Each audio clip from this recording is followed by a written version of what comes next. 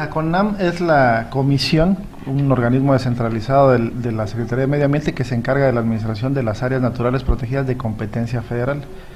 Chiapas tiene el sistema de áreas protegidas más completo del país, tiene 19 áreas protegidas de competencia federal y 26 de competencia estatal.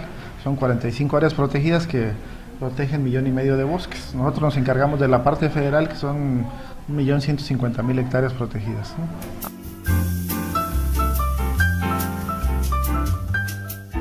Mira, te puedo comentar respecto a los bosques tropicales en las áreas protegidas.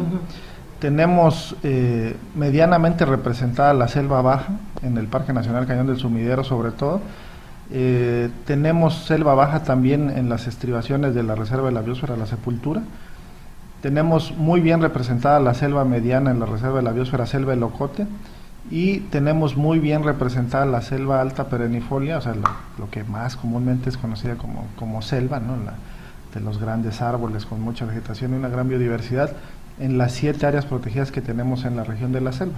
La más importante es la Reserva de la Biosfera Montes Azules, con 331.000 hectáreas protegidas, ¿no? En total, los bosques o selvas tropicales en el estado que están bajo algún esquema de protección federal debe rozar a las 800.000 hectáreas. Y bueno, dentro de nuestras reservas hay también otro tipo de bosques, como los bosques templados o de pino encino, que no se consideran en esta clasificación, pero ahí están articulados, coexistiendo, ¿no? en nuestras áreas protegidas.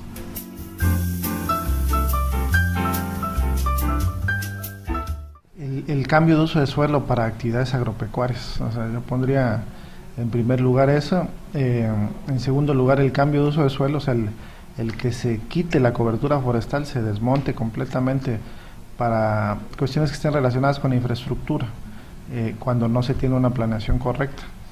Y también el cambio de uso de suelo que se da cuando la transformación del hábitat asociado a ciertas actividades productivas como la minería.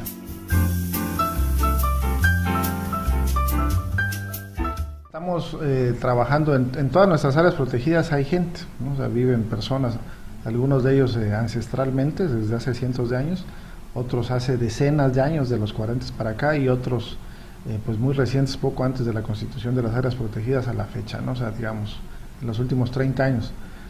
Estas personas que viven dentro de las áreas protegidas pues tienen una relación con el ecosistema, viven del ecosistema y de los servicios que los ecosistemas nos proveen, y los bosques tropicales son de los que más servicios nos dan. Por ejemplo, un dato poco conocido es en relación a las selvas bajas, que es la que más especies aprovechables nos ha dado a los seres humanos. Generalmente se piensa como en los bosques templados de pino encino, como los que nos dan muchos servicios por el tema de la madera de pino, que es de las más utilizadas, o en las selvas tropicales por la biodiversidad, pero realmente, en las selvas altas por la biodiversidad, pero realmente en números estrictos, las selvas bajas son las que nos han dado más especies que son aprovechables desde un punto de vista medicinal, productivo, etcétera, ¿no? Como forraje, etcétera. Entonces trabajamos con la gente para identificar, en base al conocimiento que ellos tienen y a los avances que ha habido en las ecotecnias, las mejores formas de aprovechar la selva. O sea, por ejemplo, tenemos proyectos de aprovechamientos forestales no maderables. Generalmente cuando se piensa en el aprovechamiento forestal se piensa en metros cúbicos de madera que vamos a sacar del ecosistema, ¿no? Y nosotros estamos trabajando otros temas como el aprovechamiento de suelo, ¿sí? O el aprovechamiento de ciertas especies como la palma camedor, que se utilizan en los arreglos florales y que se están produciendo en la sierra y se están exportando a Estados Unidos, ¿no?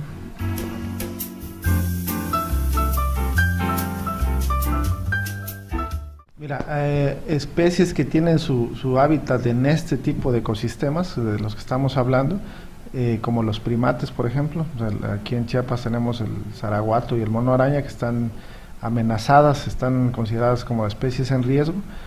Tenemos fondos específicos que estamos dirigiendo hacia ellos, u otros grandes mamíferos como el jaguar o el tapir, que también, si no existe este hábitat o está muy fragmentado, si está pequeños parches de este bosque rodeados de pastizales y demás, pues no tienen posibilidad de desarrollarse porque requieren de grandes extensiones.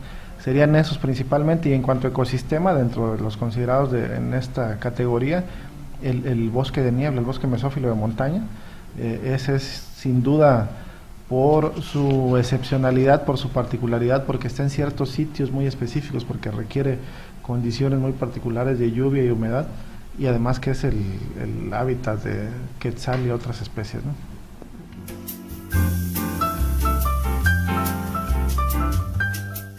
Nosotros, con el que nosotros trabajemos, mira, estamos trabajando con la Organización Internacional de Maderas Tropicales, la ITO. Tenemos un proyecto junto con la Agencia Suiza de Cooperación al Desarrollo que se llama ELBETAS, la agencia del gobierno suizo, para el volcán Tacana, en una iniciativa binacional que está enfocada a proteger los ecosistemas en las dos partes. El volcán Tacana es reserva de la biosfera del lado mexicano y zona vedada, que es una categoría de área protegida del lado guatemalteco.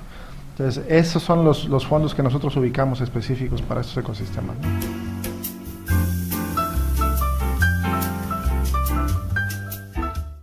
Es una amenaza sobre todo para los bosques de pino encino, que no se consideran como bosques tropicales, ¿no? Pues están en la franja intertropical.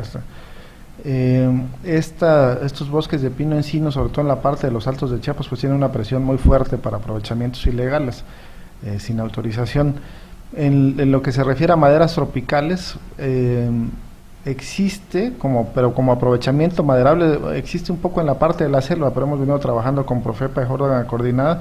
Hay una especie en particular, el corazón azul, que ha tenido mucha demanda en el mercado internacional, particularmente en China, y eso ha generado, pues cuando hay una demanda, la oferta se produce aunque sea de manera ilegal, ¿no?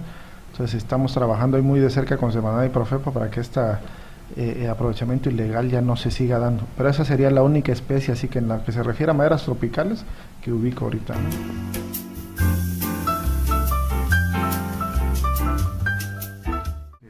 Ahí está el futuro de estos bosques, el que podamos coexistir y mejorar las condiciones de vida de la población manteniendo el bosque, no con el viejo esquema de desapareciendo completamente el bosque. Se puede hacer sistemas agroforestales en este tipo de ecosistemas, como el café, por ejemplo.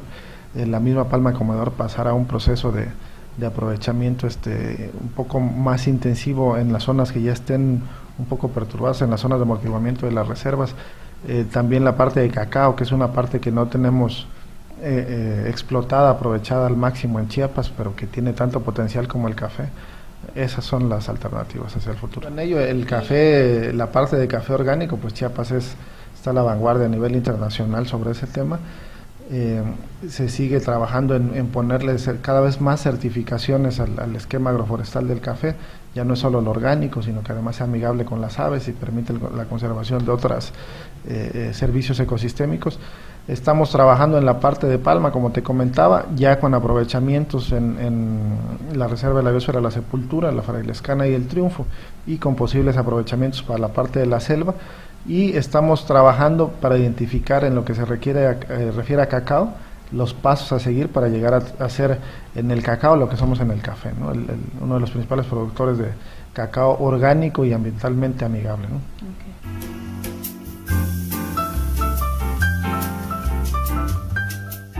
Los bosques tropicales nos dan en todos sentidos una gran cantidad de servicios ecosistémicos. Los bosques tropicales que están en las estribaciones, en las sierras que tenemos en el estado, nos permiten ayudar a disminuir el riesgo de deslaves y situaciones de ese tipo, que grandes avenidas de agua que ponen en riesgo la vida de las personas.